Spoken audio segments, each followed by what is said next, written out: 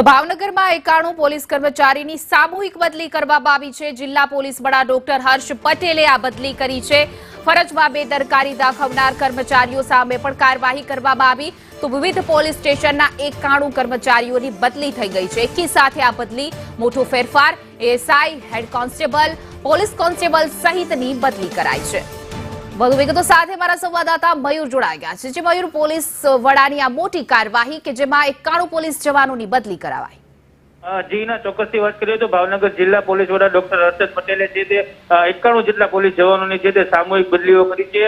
જેમાં ફરજમાં બેદરકારી દાખવનારા પોલીસ જવાનો સામે કડક જે કાર્યવાહી છે તે શરૂ કરવામાં આવી છે। વિવિધ પોલીસ મથકોમાં જે ફરજ બજાવતા 91 જેટલા પોલીસ જવાનો છે તેમની સામૂહિક બદલીઓ છે એક સાથે સામૂહિક બદલીઓ છે તે કરવામાં આવી છે।